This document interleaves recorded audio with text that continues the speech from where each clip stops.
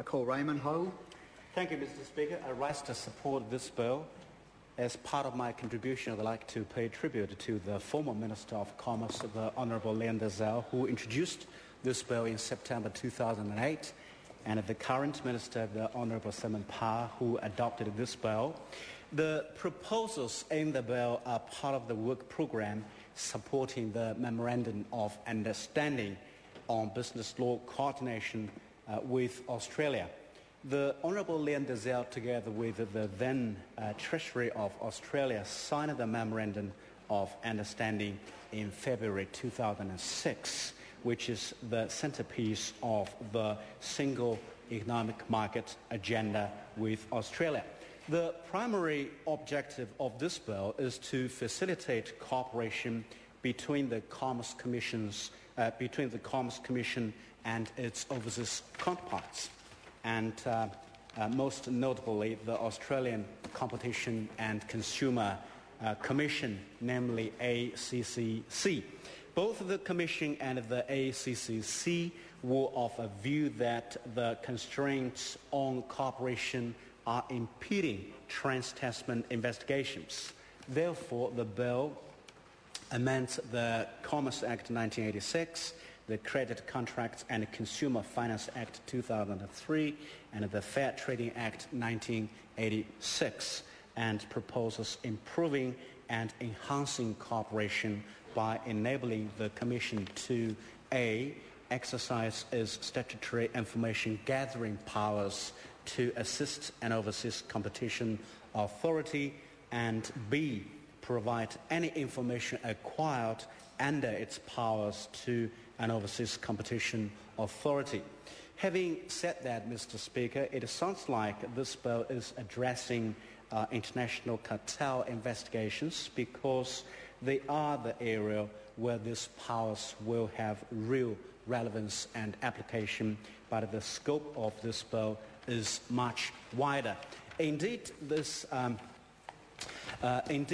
international nature of transactions and territorial limits on regulators make it increasingly desirable for regulators to cooperate to manage competition and consumer efforts of transactions on domestic markets. The Commerce Commission is currently constrained from providing investigative assistance and compulsorily acquired information it holds to overseas regulators. The Commission's statutory powers of compulsion can be used only in relation to enforcement and adjudication within New Zealand. There are also legal constraints on the provision to overseas regulators of confidential information compulsorily acquired, which is already held by the Commission. This, in turn, limits the willingness of overseas regulators to provide assistance to the Commission, as cross-jurisdictional assistance tends to be based on mutual assistance. So the first feature of this bill is reciprocity.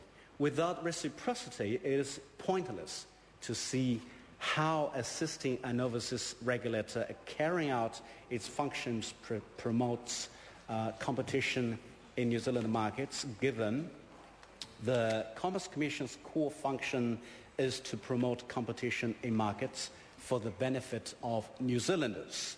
Secondly, the bill provides for a number of safeguards for New Zealand interests.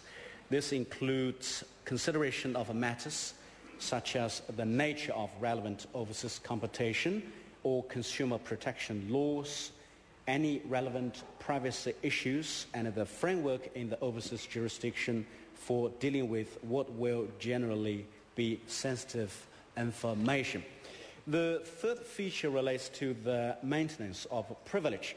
The bill addresses this by providing for the protection of privileged documents that the Commission may provide to an overseas regulator and vice versa in order to encourage enhanced cooperation with respect to this type of material. Other aspects or issues likely to be addressed or looked at closely at the Select Committee include A, as Minister the Honourable Simon Power asked in his speech last week, whether the government-to-government cooperation arrangement should be the only means for overseas regulators to access investigative assistance from the Commission, or whether ministerial approval of a regulator-to-regulator arrangement could be a good alternative. And B, in relation to fees or fee exemptions, Clause 13 of Part 2 amends Section 108 of the Commerce Act 1986. As the Honourable Lian Dezell pointed out, the concept of having a tiered approach may be a better way of addressing the issues, taking into consideration all factors, including the need to make compliance costs more manageable for the small to medium-sized enterprise sector. And finally, as many legal practitioners queried, it is interesting to see whether the proposals in this bill will cause any changes in the Commerce Commission's approach to the use of Section 98 regime. The first issue is in relation to what information that is covered by the information sharing provisions of this bill. This bill primarily deals with the sharing of information that is, I quote, compulsorily acquired information, end quote, which in the competition law context means information that is not in the public domain and is acquired by the Commission using its powers under Section 98 of the Commerce Act 1986. Information which is provided to the Commission voluntarily is, however, not subject to the information sharing regime. And second issue is in the merger area, where the Commission obtains information both voluntarily and by the use of Section 98 notices in circumstances where information is required in a short period of time or in a way which would otherwise breach confidentiality obligations to third parties. Currently, the method used is irrelevant to the party providing the information, but under this bill, the confidential information obtained under a Section 98 notice will be liable to be shared with overseas regulations. So I look forward to hearing more from the submitters and learning more on this subject. I commend the bill to the House. Thank you. Call Jonathan Young.